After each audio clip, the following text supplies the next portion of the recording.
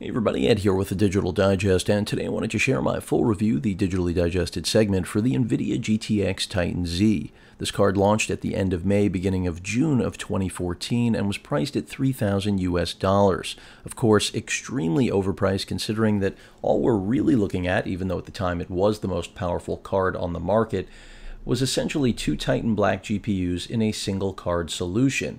And you do have 12 gigs of RAM, that's 6 gigs per GPU, over 5,000 CUDA cores, so really incredible performance for a single card solution. This is a reference card. You could go with EVGA, PNY. You're getting the exact same product. Single fan cooling system there, incredibly quiet for, again, features, performance that you just wouldn't find with any other single card solution. Now keep in mind that even though I keep saying single card solution, this is going to take up 3 slots in your system. So even though it is a single card, keep that in mind. And then when it comes to the actual ports that it has, you can see we've got 2 DVI ports, an HDMI port, and a display port. Now one thing that everyone should know about this card right now is that it does not have HDMI 2.0 support. And if you're interested in 4K gaming, that is a must-have. So even though this card was designed for 4K gaming, essentially that to me is a bit of a game breaker if you were actually purchasing this for playing games. But I can tell you right now, this is not a card that anyone should be buying for gaming.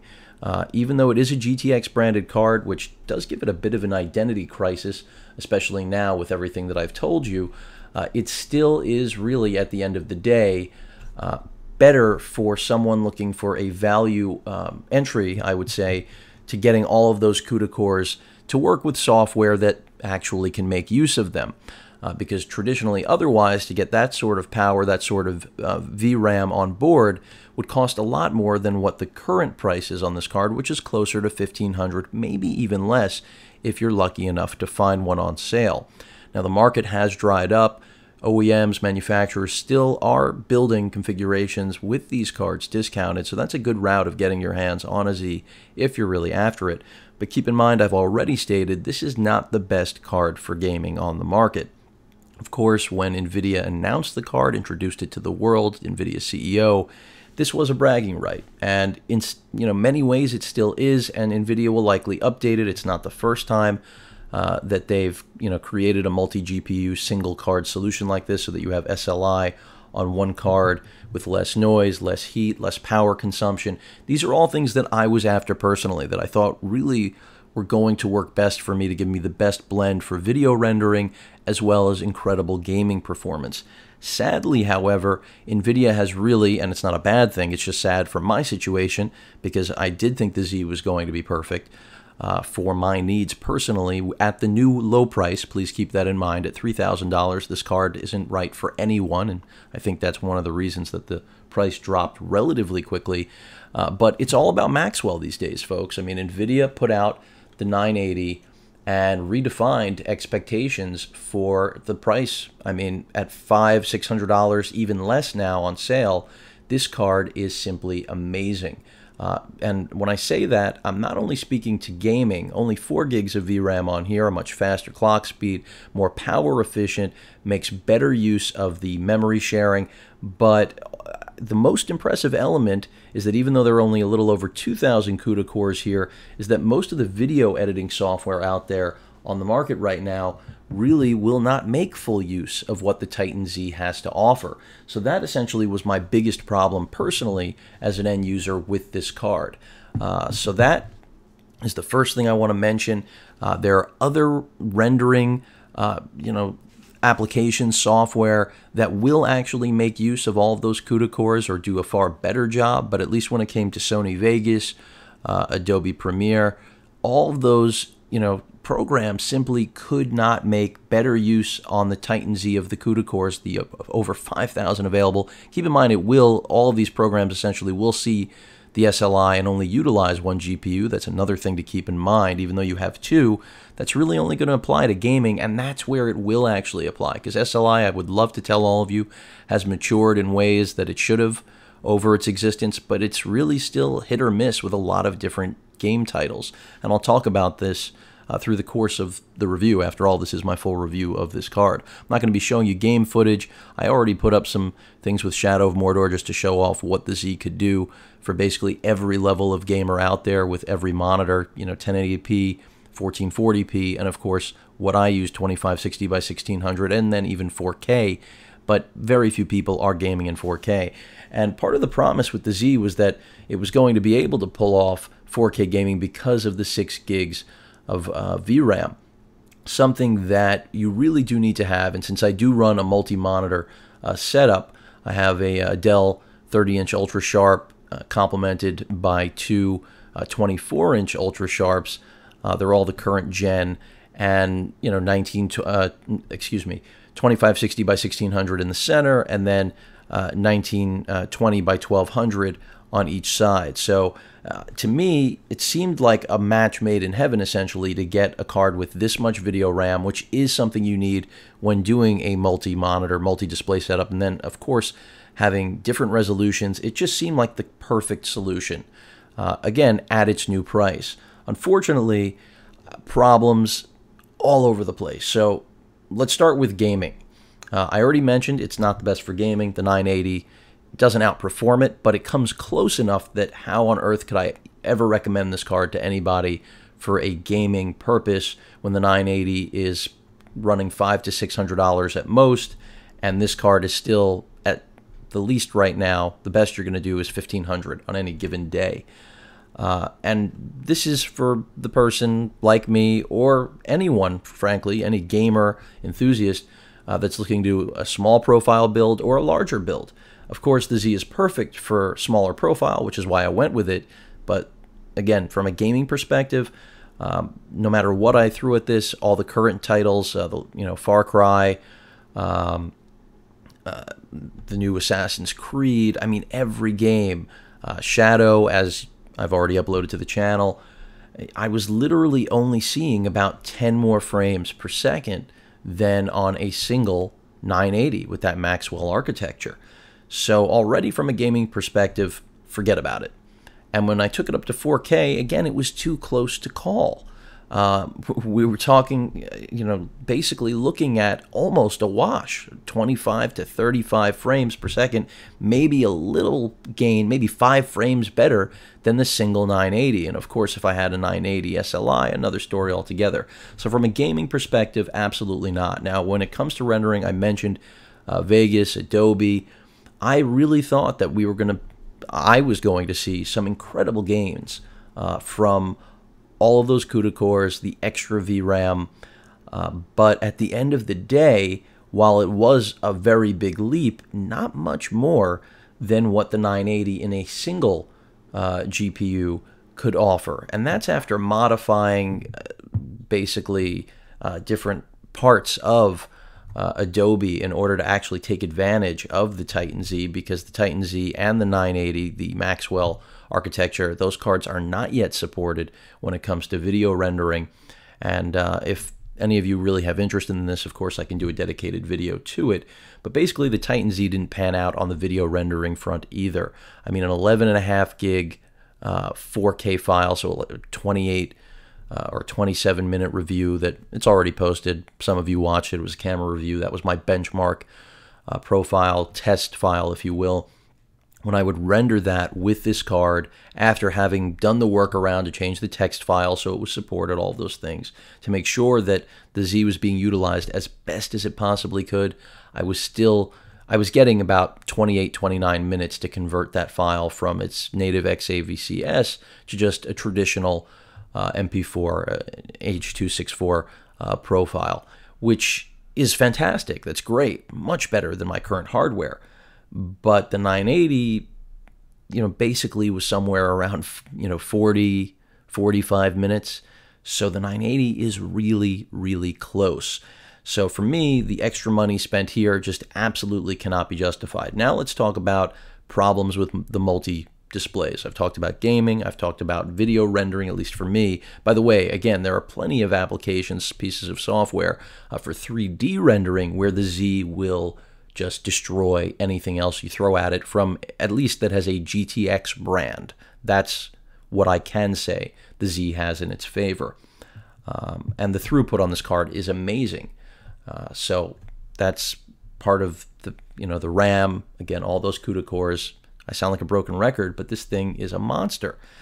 But real world testing is what I'm all about, and that's what this review is all about. Now, beyond the gaming, beyond rendering, which were my hopes for this card, multi-display has been a bit of a nightmare, to say the least. I'm getting flickering. It could be more to do with the EVGA Micro X99 board. I can't really tell you which it is. I have not been able to test the Titan Z in another system. I have tested 2 different Titan Zs though, so it could be the motherboard. I have swapped out all of my cables, but I'm still getting flicker that is traditionally associated with GPU death, for those of you familiar with what I'm talking about.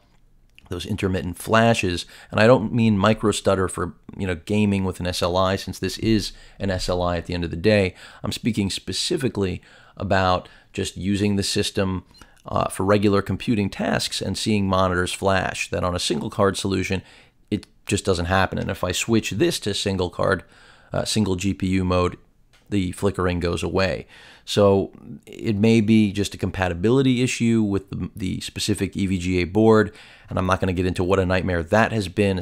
This card, basically out of the box, could not work with the X99 that I had built by Main Gear. So even though it was an option, it was not compatible in UEFI mode, in that installation mode. If you have no idea what I'm talking about, don't worry about it. Not a big deal. Trust me, because you're not going to experience what I did.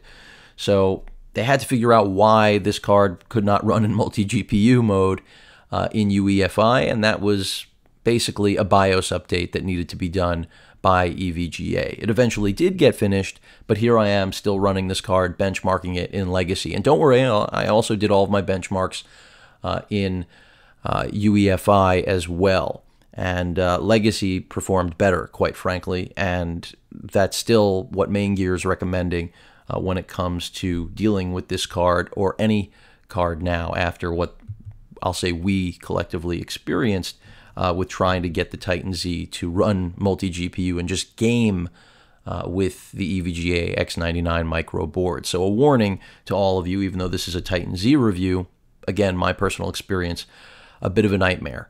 But the Titan Z is a monster, as I said, and I think for certain customers out there, it's now a bargain to get. I thought I was one of those customers because I really thought that the rendering was going to be a staggering difference, especially when you say over 5,000 cores here and only 2,000 plus in the 980 single card solution.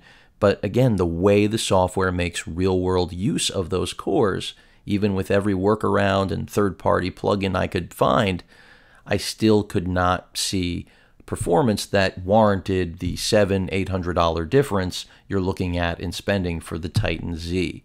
In fact, you could save yourself a little money and just get 2 980s, but that wouldn't really give you any benefit in the rendering world. That would only give you a benefit in gaming strictly. So that's been my experience with the Titan Z. Unfortunately, I had hoped that this was going to work out. I mean, it is a monster. I've said it maybe 4 or 5 times already. And really, I wanted SLI performance with a solution that is quiet and basically was going to future-proof, even though that's not a real, or a reality, I should say, in this world when it comes to tech. But I wanted to do as best a job as possible at future-proofing, and this seemed like a good way, despite not having HDMI 2.0, as I mentioned at the beginning of the video, because my primary use for this was not gaming, but video rendering. But unfortunately, on every front, the 980 is just too compelling, and that's why basically I ended up going with the 980 as my solution. And if I want to add an SLI, throw another card in there, go to an SLI config down the road, I could, but again, that would only be beneficial for gaming, where right now that is about as good as you can do. Now, if you are in the market for a GPU right now, I would say wait, simply because a refresh is in order, not on the 980, but they will expand Nvidia on the 980 line.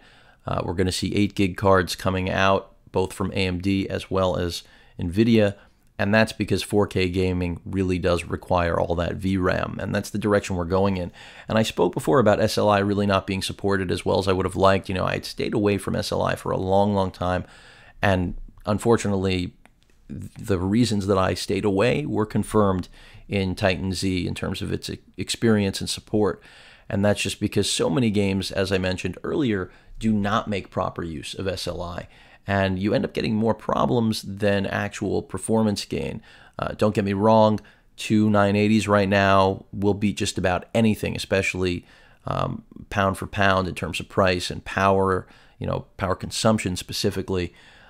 But in real world, I don't know who needs 140 or 150 frames in a game. Now, it depends what kind of monitor you're using. I'm not getting into that today. This card, pretty much, as I said before, gave me about 10, 12 frames more in just about every game than the 980, which only had 4 gigs of RAM, but a much higher clock speed. You know, here we're well under 1,000. With Maxwell, we're over 1,100 megahertz. So that higher clock speed definitely makes a very big difference, as well as just that whole tweak in the architecture. If you're coming from, you know, any other card that is in this generation, Maxwell may not be a necessary or a worthwhile upgrade, and that's why I do recommend waiting for everybody, even though I'll be sticking with the 980 because, quite frankly, where I was coming from, the 980 is a great card. I wish the Z had worked out on paper. Again, it really does seem like a dream come true for at least my use, but at the end of the day, the render/gaming performance was nowhere near what my expectations were, and it was not bottlenecked by any of my hardware. For those of you curious what I have in my build, I was going to probably include it in the description, but I'm working with, of course, it's an X99 build, that EVGA X99 micro board. I have 16 gigs of DDR4 RAM on there. In terms of the CPU, I went with the i7-5820K. In terms of hard drives, I have, as many of you or some of you may have seen my video about the AMD R7 480s. I have those in a RAID 0 configuration. So with regard to SSD speed, some of the fastest in the business. And then I have additionally a 1 terabyte Samsung EVO SSD. Basically, it's just a data drive for that. So the machine is a editing beast. It's fast beyond belief, and I really thought this was going to be the cornerstone. But I'm not upset. You know, the 980 is a lot less money. I don't have a problem saving even more. And that's really what it comes down to from my personal, this is my own review for the Titan Z. But again, for those of you even considering it, you already know that there are better solutions for gaming and rendering, at least more cost-effective, even from Nvidia in the current Maxwell generation. And that refresh is going to redefine also everything I've said in this video. Who knows, we may be seeing a refresh of the Titan Z as well with Maxwell architecture, and that might be my next card if things could, you know, get straightened out. But this has put enough pressure on me that I would stay away from SLI for quite some time. Multi-GPU, I should say, on a single card. I won't rule out SLI configs in general, but at least for me personally, since gaming wasn't the primary, it caused far more problems than a single GPU would have. So that's my best way of putting it. But the Titan Z is still a bargain for those of you that can actually, you know, that have software that will utilize those CUDA cores, because you can't get them. You can't get over 5,000 cores for $1,500 on a single you know, card solution like this from any other manufacturer. And the last thing I will emphasize is, again, how quiet this card is. It's rated at, I think, 38 decibels from, you know, the noise it generates, including the fan.